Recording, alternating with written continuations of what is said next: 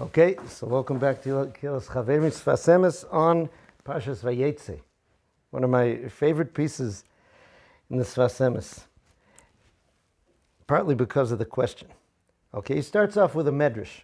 The medrash says it applies a pasuk from Mishlei to Yaakov Avinu's journey, right, to Haran, to the house of Lavan. It says, Oz telech labetach. Okay, Oz, and pay attention to that word Oz, it's going to be important, spelled Aleph Zayin. Tarutz v'lo tikashel. You will run and you won't fall. He says, De be'emes barach Yaakov ba'avur Esav. Okay, we have different words in Hebrew for going from one place to the other. Now, the word which is used, should be used in the context of the story that we've seen so far last week, was that Esav wanted to kill Yaakov, and therefore he had to get away. Okay, it was not something he wanted to do.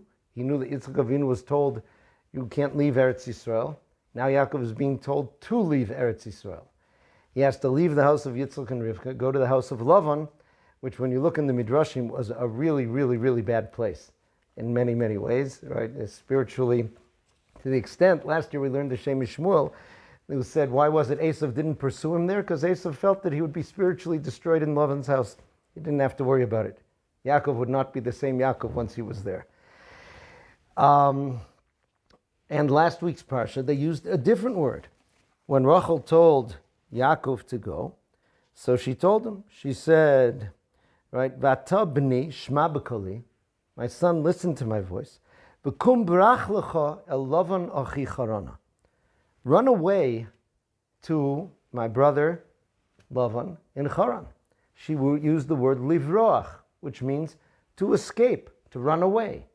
That is the proper verb to use in such a situation where you have someone who wants to kill you, and he's someone with experience. Chazal said he had already killed people at this point. So Yaakov ran. The Navi in Hosea uses that word also. Right? It describes Yaakov's flight. And it says that he ran, right? It says, vayivrach Yaakov's de Aram. Yaakov ran off to the fields of Aram. But here in our Parsha, they use Vayeitzei Yaakov mi Beersheva v'yel Haran as a prosaic little description, as if he went over the river and through the woods to Uncle Lavan's house. He left Beersheva and he went to Haran. Explains the Sfas Emes. De be'emes barach Yaakov ba'avur Esav. It's true, we're not changing the facts. The reason Yaakov ran away was because of Esav, and he did run. But now he says, let's zoom out and let's look from the end to the front. This journey that Yaakov Avinu took, which was an escape from Esav, running someplace he didn't want to go, with what we know about that trip, was it a good trip or a bad trip? In terms of Yaakov Avinu, that turned out to be an excellent trip, meaning, Yaakov Avinu completed himself specifically because of that trip. In that trip, first of all, he met the women he was supposed to marry. He had the children who became the Shvatim, the nucleus of Am Yisrael forever. And he perfected his midos by striving with Lavan and his trickery and became the person he was supposed to become. So we're able to see that trip, and that was a very, very successful trip for Yaakov. It was something that really made him who he was. Now, it's easy to see these things at the end, but here we're talking about Yaakov at the stage of Vayeitzei. What happened? How did the transition go from vayivrach to vayetzei? From running away to leaving Beersheva, walking towards Haran. So he says the secret is in what Chazal said, that there was a stage in between. Okay, you can look in Rashi, he does the calculations of the years, and we have these years missing, these 12 years missing, right, that Yaakov, where was he during that time? And Rashi brings down from Chazal, Shehitmin atzmo bebeis medrash shel Shem Vayeiver. He buried himself in the Beis Medrash of Shem. It's a very strange language to use for learning in yeshiva, to bury yourself. The word hatamana in Hilchos Shabbos involves like wrapping up your cholpot with blankets and all the halachic, complications with that, so that it's buried under some coverings. What does that mean that he buried himself? So he says like this. He says that was what changed things. That av shekvar kosav le'el, right? Even though it wrote in the Torah that it was vayivrach, al yedei hatmona hanal shu bechinas tshuva alma de iskasya. Okay, so this is an expression, right, used in the Zohar Kodesh for the concept of tshuva. He says the world of tshuva is the hidden world, the alma de iskasya, the world that's covered up. And that is the world that Yaakov Avinu entered in that base medrash. That was when he delved deep, and he went deep below the surface. He came in contact with that world. Let's try to figure out what this is talking about. The idea of tshuva is not simply, oops, Hashem, I did something wrong. Please forgive me. Please don't punish me. I'm sorry. The idea of tshuva is connecting everything to its source, is recognizing what the source of everything is, and connecting everything and reconnecting everything that perhaps was separated to its true source. Yaakov Avinu saw that he was forced, and the right thing to do was to run away from his parents' home to the house of Lavan. The facts on the ground required that. A person has to save their life. His mother was very wise, and she told him how he could save his life, to go to Lavan's house. Yitzchak also told him, go there and find a shidduch there. So that was where he had to go. But Yaakov learned, when he took the time to stop there and said, wait, does Esav run the world? Has Esav wrested control from HaKadosh Baruch Hu in what's supposed to happen in the world, and therefore he's making me run away from where I want to be to a place that I don't want to be? That's not true. Hashem is behind everything that's there. So therefore, if the circumstances are making me go to this place, that's where I'm supposed to go. And therefore I can shift from vayivrach, from running away from Esav, to vayetzei. I'm going toward my destiny. Vayetzei mi Beersheva. I am leaving Beersheva because that is what Hashem wants me to do. Vayetzei, and I'm going to Haran. So this illustrates a principle that's so important for everything in our life. In our lives, we end up in so many situations that we didn't want. And we have to realize that if those are the situations we had to be in, so that's really a form of shlichus. Hashem is sending us there. And we're supposed to embrace it. We're supposed to keep our eyes open to see what we can and should be doing there. And we have the Torah to guide us, to tell us what you should do in each situation you're in. And you have to switch those things from vayivrach to vayetzei. I'll give you an example from Jewish history pre-war, just pre-war. Right, in the city of Tel, so there was a shopkeeper who decided that he would keep his shop open on Shabbos. He was a communist, but even the communists in town had not done something like that until then. So people tried to convince him to close his store. He refused. Eventually, they arranged a protest outside the store on Shabbos. And people were protesting, and he was standing there. And then a contingent from the Telz Yeshiva came to join the protest. When they arrived, he yelled an insult that was common to yell at Yeshiva Bachrim in those days. He called them in Yiddish bankwetchers. A bankwetcher literally means a bench presser. That's not like bench pressing in the gym. That means someone who simply warms the bench he sits on and does nothing else useful in life. So here history is a little bit fuzzy. It does seem clear that somebody slapped him, and it does seem to be that it was somebody from the Telz contingent. He lodged the complaint with the police. The police came to the yeshiva. The yeshiva at the time was run by three brothers, Rav Avram Yitzchok, Rav Zalman, and Rav Meir Bloch. Rav Meir told the police, I did it. He took it upon himself. They brought him in for questioning. They released him. But meanwhile, this communist Jew had a picture of who was responsible, and he let it be known that he was going to get revenge. Soon afterwards, he received a position of power in the local politics somehow, And the family got worried that he really could do something to Rebbe Meir. So they had a meeting, and they said, the yeshiva needs somebody to raise money in America anyway. Why don't you travel to America, raise money for the yeshiva, and we'll let you know when things cool down and you can come back. So he went to America together with his brother-in-law, Reb Mottel Katz, and they started fundraising. Not long after that, the Nazis entered Telz and destroyed everything. So he and his brother-in-law gathered together other people who had learned in Telz and survived, and they rebuilt the yeshiva in Ohio. That was what he did. So he said, if you would ask me, how did you get to America? I could say there was this communist who was threatening me, my life was in danger, I ran away. But then I look at a story in Tanakh and I see that's not the way I'm supposed to say it. Because we find the story of David and Yonasan and Shaul. Okay, the famous meeting, Yonasan and David met and discussed David's fate. David told him, your father wants to kill me. Yonasan had a hard time believing his father, Shaul HaMelech, wanted to kill David. He said, let me check and see if that's actually true. It was the famous Rosh Chodesh Suda, and he went and he sat there and he praised David HaMelech, and Shaul nearly killed him for defending David. So he went out to meet David in the place that they had agreed to meet, and he told him, he said, Lech ki shlochacha Hashem. Go because Hashem is sending you. So Rebbe Meir Bloch said, I looked at that pasuk, I said, wait, why is he talking that? Why didn't he say, go, my father wants to kill you.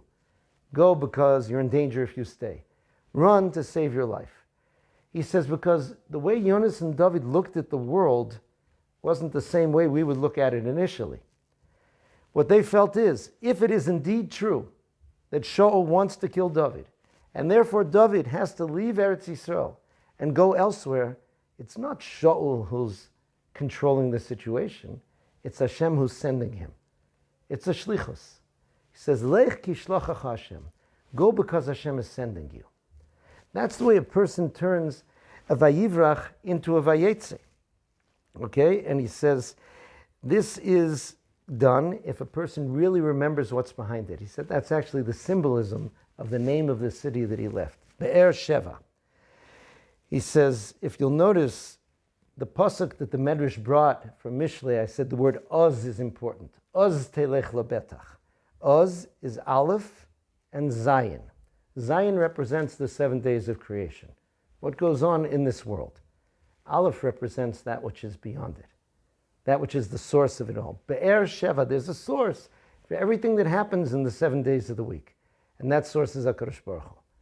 And if a person can remember that and connect to that, so then, right, he said, B'koch zeh halach Harana. Then he went to Haran. He was going towards his destiny. He was going to the destination that Hashem wanted him to go to. He wasn't just running away.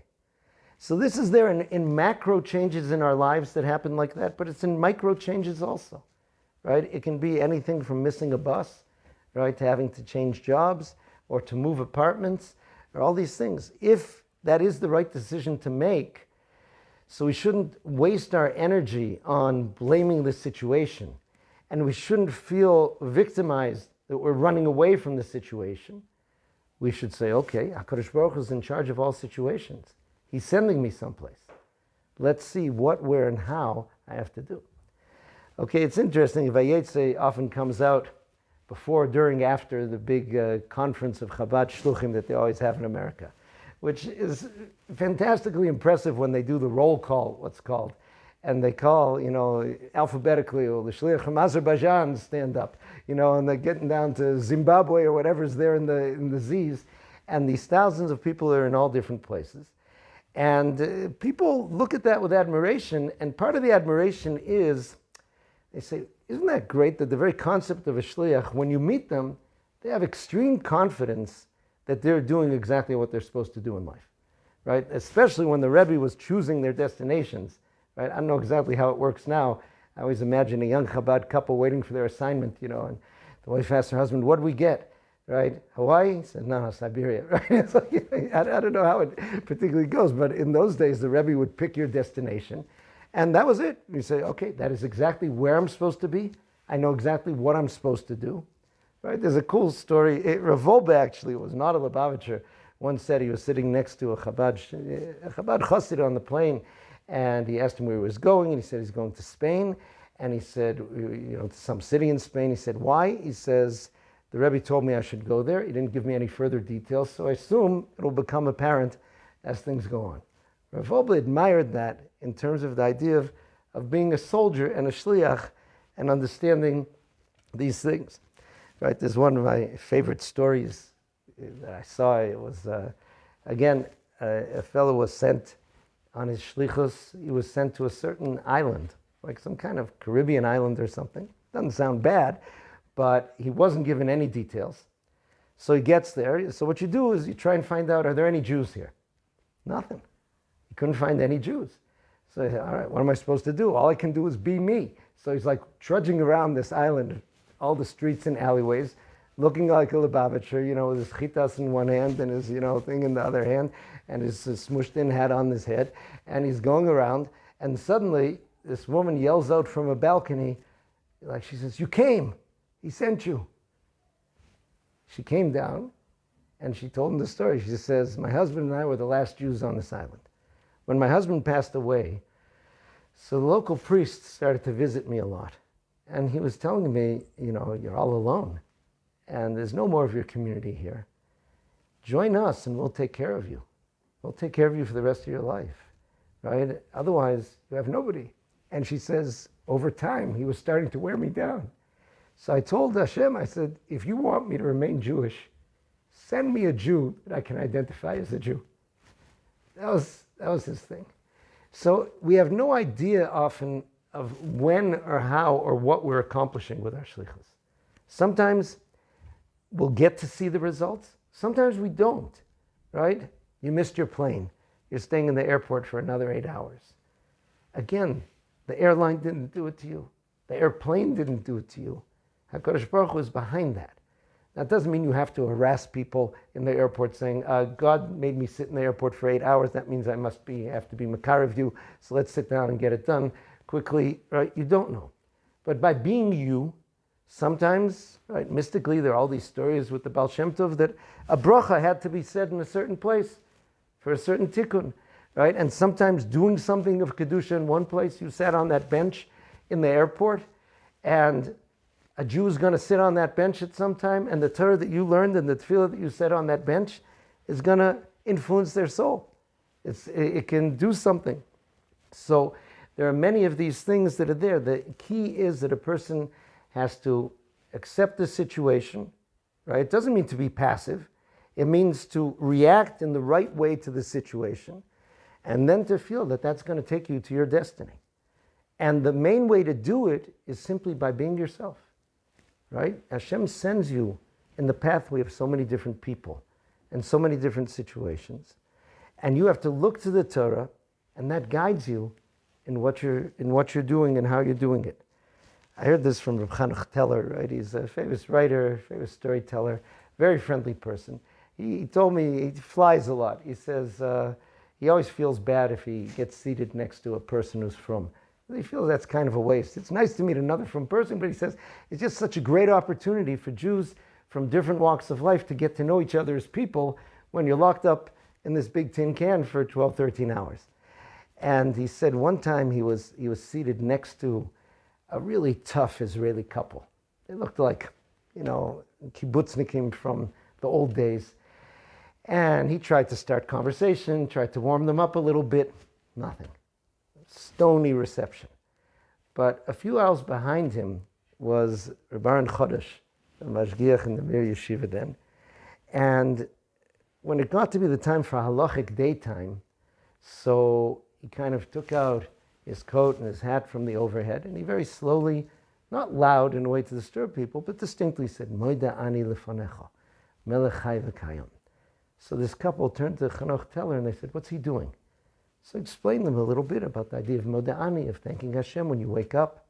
Then he took off his hat and his coat, he went to the back of the plane, he came back, he put it on again. He started saying slowly, Baruch atah Hashem, Elokeinu melech haolam, asher yotzar ha'adam b'chochma. They said, what's he doing now? He says, well, this may sound a little strange to you, but there's actually a blessing that we say after going to the bathroom. And then the conversation started, and they were interested. Okay, the story doesn't end, and now they're Belzer Hasidim. I don't know exactly what happened to them, but the wall came down. But he said, it wasn't me. It was Rabban Chodesh simply being himself on a plane, right, that opened the interest in the hearts of these people. So that's the main thing that a person has to do. That's the idea of looking at these journeys that we have. And that's the way Hashem spreads Torah in the world. Many times, big people had to take journeys that they didn't want. How did Rav Dessler get to England? It wasn't because he was a big soccer fan or anything. He was in Kelm. He was from the family of the Alter of Kelm. He loved Kelm. There's a beautiful letter in Michtav Melio that he writes to his daughter before she left Kelm to remember every detail of Kelm and what's there. But his father's business had gone under, and he needed to help his father get money. So he did so by going to England. When he was in England, so aside from the institutions he built in England, eventually the Gateshead Women's Seminary, the Gateshead Kolo, he had private students, right? Some of the most famous, there was the Sassoon family in London, and he tutored the two children of Mr. David Sassoon, Suleiman and Farha. And he tutored them with Suleiman. He learned with him throughout the time he went through school, all the way till he earned his PhD. And then he started learning with others. Now this was fascinating because these were Jewish kids from Orthodox homes, but there was very little Jewish schooling there. So they were going to regular schools. And he told them to ask questions that come up in that process. And the way he addressed those questions created a lot of the very fascinating Torah that we find in the compilation of his teachings in Michtav Melio. That wouldn't have been there otherwise. So here we had a financial situation, which was a difficult situation, that made him go to a place. And when you see the descriptions of the shul that he had, especially in the beginning in the East End of London, like these people were really not interested in his Torah from Kelm at all. Right? That was part of why he found these private students, not just in order to earn more income, but also to have somebody who was listening and interested in the Torah he was able to teach. So we all have to realize that our life is a constant series of shlichus that happens, where we get sent from one place to the other. And sometimes we may not see it. There was a famous story, one of the cities in Texas, I don't remember if it was Dallas or Houston, or perhaps another. The rabbi told this story. He said that he was sitting in his office. He had recently started a shul there. He gets a call from a gentleman. His name, I think, was Lenny or something. And he said, Rabbi, is it possible to set up a meeting with you? He says, yes, I do have meetings. Can I ask you what it's about? He said, yes, I'd like to give a large donation to your synagogue. He says, schedule's open. Right now, midnight, whatever's good for you. The guy comes, and he hands him a very large check. He says, can I ask you what this is about? He says, I'll tell you. He said, I had just gone on my first trip to Israel. And I went to the Kotel, to the wall, and I saw this guy there praying like I'd never seen anybody pray before. He was wearing this big kind of flying saucer hat, and he had the things, and he was praying and praying and praying, and I just couldn't stop watching him. And as I was flying back, I couldn't get him out of my head. And I started to think, I wonder if that guy would end up in our town in Texas, is there a synagogue where he would pray? Where would he go?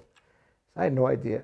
The only way I could think of to find out is I know that there was a store on one of the streets that said like kosher meat. So I went in there and I told the owner, I said, I was in Israel, I saw one of these guys praying. If he would come here, where would he want to pray? He said, probably in Rabbi so-and-so's shul. So I decided I'm going to support your shul. And he went on to be a part of that shul and to support that shul for a long time. But the rabbi punchline was, he said, at some point, that Yerushalmi guy is going to head up to the next world. And they're going to be going through the things he accomplished in life.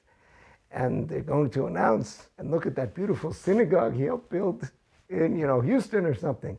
And he'll ask the Malachim, use Houston. What are they talking about? Okay, but he did it by being him. So these are the things that we see and find that a person has. Now, let's take a look at the Sfas Emes continues on to what seems to be an entirely different topic, but it's not divided up with another title, which means that they're connected. So in the few minutes we have left, I want to try to connect them. He says like this. He says that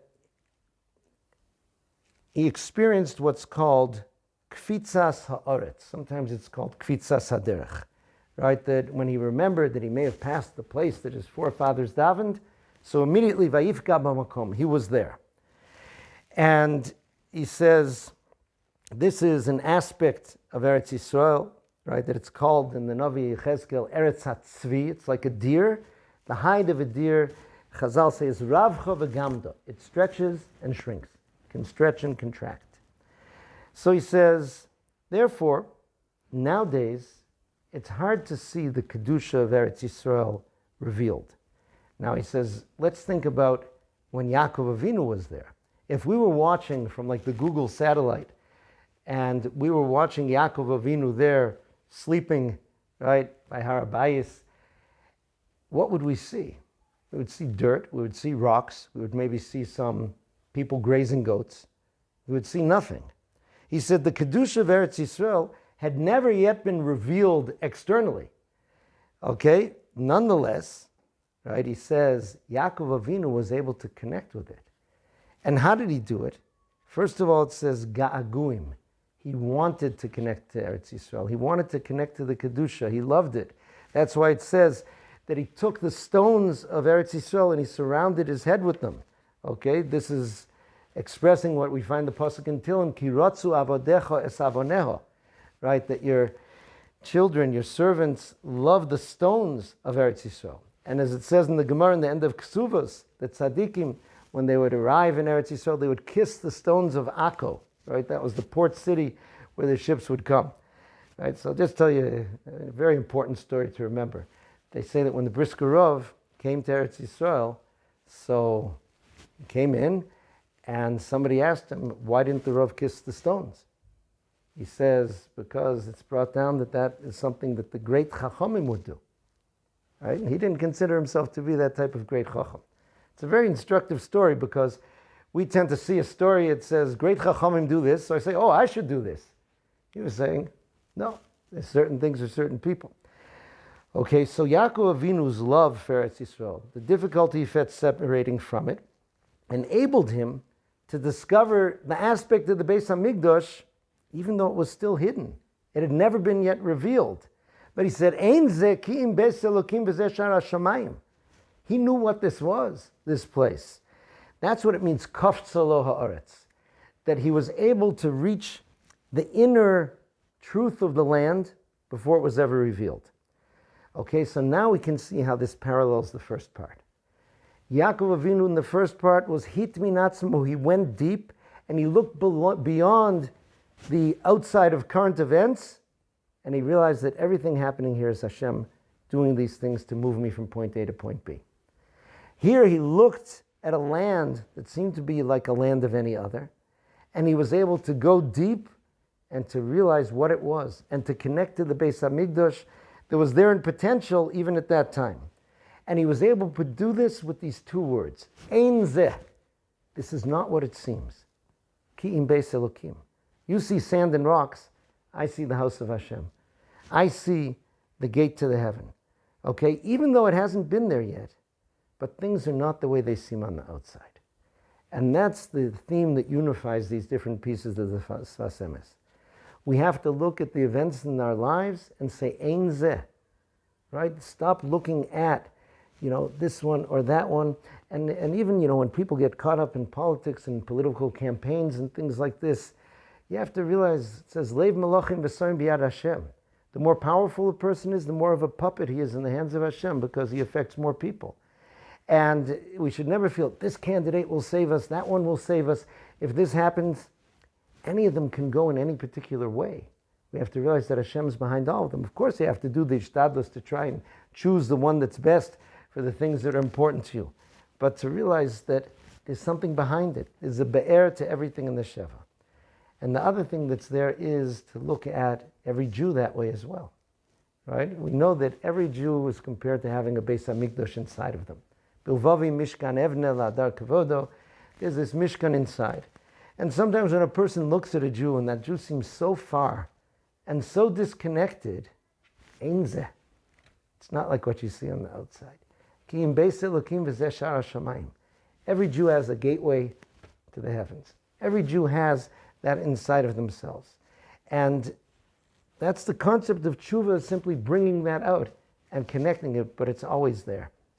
So this is what he taught us here, and this is the idea of helping that shlichus in everything in life. So much of our lives are spent frustrated, feeling that we're not where we are, we're not doing what we wanted to do, we're not in the place we wanted to be.